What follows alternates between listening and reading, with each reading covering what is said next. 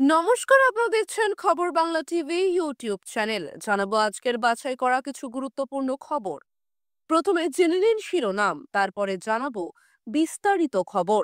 ফুরফুরায় মমতার ইফতার সফল হয়নি, দাবি পীরজাদা তহার। বিজেপির পরবর্তী রাজ্য সভাপতি নিয়ে জল্পনা, মুখ খুললেন দিলীপ ঘোষ। নিজে নয়, বিজেপি প্রার্থী দিয়ে মমতাকে হারাবেন, ভয় পেয়ে 180 ডিগ্রি অবস্থান বদল শুভেন্দুর। আমরা মুসলিম বিরোধী নই, তৃণমূলের নীতির বিরোধী, বিধানসভায় সাফ জানালেন শুভেন্দু। বৃহস্পতিবার থেকে বঙ্গের টানা 4 দিন ধেয়ে আসছে দুর্যোগ, বইবে কাল বৈশাখী। সবার আগে সারাদিনের শীর্ষে থাকা নির্ভরযোগ্য খবর পেতে এখনই ভিডিওটিতে একটি লাইক করে চ্যানেলটি সাবস্ক্রাইব করে দিন। নমস্কার, এতক্ষণ দেখছিলেন সংবাদ শিরোনাম, এবার শুরু হলো বিস্তারিত খবর। ফুরফুরায় মমতার ইফতার সফল হয়নি, দাবি পীরজাদা তহার। ফুরফুরা শরীফে মুখ্যমন্ত্রী মমতা বন্দ্যোপাধ্যায়ের ইফতার অনুষ্ঠানকে সফল নয় বলে দাবি করলেন পীরজাদা তহা সিদ্দিকী। তার অভিযোগ, মুখ্যমন্ত্রীকে ভুল তথ্য দেওয়া হয়েছে। বলা হয়েছিল 80 জন পীরজাদা উপস্থিত থাকবেন, কিন্তু 20 জনের বেশি যাননি। তিনি বলেন, যারা মমতা বন্দ্যোপাধ্যায়কে গালিগালাজ করেছেন তারা ইফতারে ছিলেন, তাই আমার যেতে ঘেন্না করে। তহার অভিযোগ, মুখ্যমন্ত্রীকে অন্ধকারে রাখা হচ্ছে। স্থানীয় বিধায়ক স্নেহাশিস চক্রবর্তীকে কটাক্ষ করে বলেন 14 বছরে 14,000 টাকাও খরচ করেননি। তবে তিনি মমতার উন্নয়নমূলক কাজের প্রশংসা করে 2026 সালের নির্বাচনে 100 জন সংখ্যালঘু প্রার্থী দেওয়ার দাবি জানান। বিজেপির পরবর্তী রাজ্য সভাপতি নিয়ে জল্পনা, মুখ খুললেন দিলীপ ঘোষ। বিধানসভা নির্বাচনের আগে পশ্চিমবঙ্গে বিজেপির পরবর্তী রাজ্য সভাপতি কে হবেন তা নিয়ে জল্পনা তুঙ্গে। প্রাক্তন সভাপতি দিলীপ ঘোষের প্রত্যাবর্তন হবে নাকি নতুন মুখ আসবে তা নিয়ে চলছে জোর আলোচনা। মঙ্গলবার বিধানসভায় বিজেপি বিধায়কদের সঙ্গে বৈঠকের পর বিরোধী দলনেতা শুভেন্দু অধিকারীর সঙ্গে সাক্ষাৎ করেন দিলীপ ঘোষ। এরপর সাংবাদিকদের মুখোমুখি হয়ে তিনি বলেন, আমি তো ইনিংসের পর ইনিংস খেলতে থাকি। রাজনীতিতে সব পরিস্থিতির জন্য প্রস্তুত থাকতে হয়। পার্টি যখন যে দায়িত্ব দেবে তা পালন করব।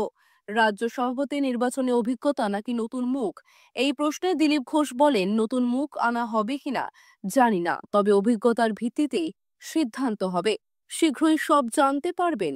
দলীয় সূত্রে জানা যাচ্ছে, খুব শিগগিরই বঙ্গ বিজেপির নতুন সভাপতির নাম ঘোষণা করা হবে। দিলীপ ঘোষের সক্রিয়তায় তার প্রত্যাবর্তনের জল্পনাও নতুন করে মাথাচাড়া দিয়েছে।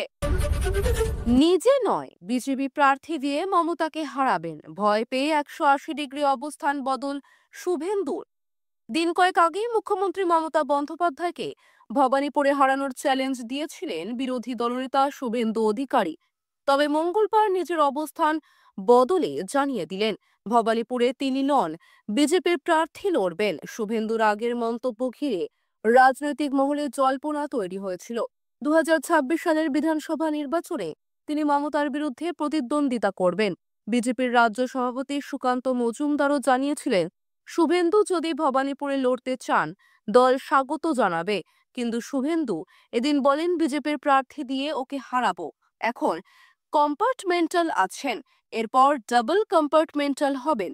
রাজনৈতিক মহলের মতে, ভবানীপুরে মমতার বিপক্ষে লড়াইয়ের কঠিন বাস্তব বুঝতে পেরেই শুভেন্দু পিছু হটেছেন। তাই নিজে না দাঁড়িয়ে বিজেপি প্রার্থী দিয়ে মুখ্যমন্ত্রীকে হারানোর চ্যালেঞ্জ ছুড়লেন তিনি। আমরা মুসলিম বিরোধী নই, তৃণমূলের নীতির বিরোধী, বিধানসভায় সাফ জানালেন শুভেন্দু। পশ্চিমবঙ্গ বিধানসভায় তৃণমূলের বিরুদ্ধে সরব হলেন বিরোধী দলনেতা শুভেন্দু অধিকারী। তিনি স্পষ্ট ভাষায় জানিয়ে দিলেন, আমরা মুসলিম বিরোধী নই, আমরা তৃণমূলের নীতির বিরোধী। বিধানসভায় তৃণমূল কংগ্রেসের পক্ষ থেকে বিজেপির বিরুদ্ধে সংখ্যালঘু বিরোধী নীতির অভিযোগ তোলা হলে শুভেন্দু পাল্টা জবাবে বলেন, বিজেপি ধর্ম নয়, নীতির বিরুদ্ধে লড়াই করছে। তৃণমূল সংখ্যালঘুদের ভোট ব্যাংক হিসেবে ব্যবহার করছে, তাদের প্রকৃত উন্নয়ন চায় না। তিনি আরও অভিযোগ করেন, তৃণমূল সরকারের তোষণের রাজনীতি রাজ্যের প্রকৃত উন্নয়নের পথে বাধা সৃষ্টি করছে।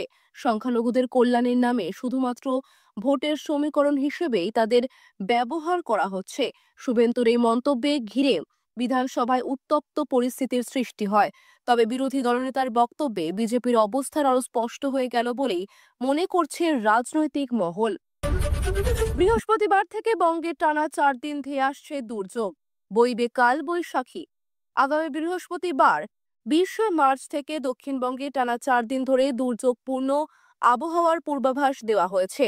আলিপুর আবহাওয়া দপ্তরের তথ্য অনুযায়ী এই সময় 50 কিলোমিটার প্রতি ঘন্টা বেগে কালবৈশাখী ঝড় বয়ে যেতে পারে। আবহাওয়া বিশেষজ্ঞদের মতে এই সময় বজ্রপাত, শিলাবৃষ্টি এবং তীব্র বৃষ্টিপাতের সম্ভাবনা রয়েছে। বিশেষ করে 21 মার্চ শুক্রবার দক্ষিণবঙ্গের বিভিন্ন জেলায় এই দুর্যোগের প্রভাব বেশি হতে পারে। সাধারণ জনগণকে এই সময় সতর্ক থাকার পরামর্শ দেওয়া হয়েছে। বজ্রপাতের সময় খোলা জায়গায় না থাকা, গাছের নিচে আশ্রয় না নেওয়া এবং বিদ্যুৎ পরিবাহী বস্তু থেকে দূরে থাকার পরামর্শ দেওয়া হয়েছে। কৃষকদের ক্ষেত্রেও সতর্কতা অবলম্বন করার আহ্বান জানানো হয়েছে, কারণ শিলাবৃষ্টি ও ঝড় ফসলের ক্ষতি করতে পারে।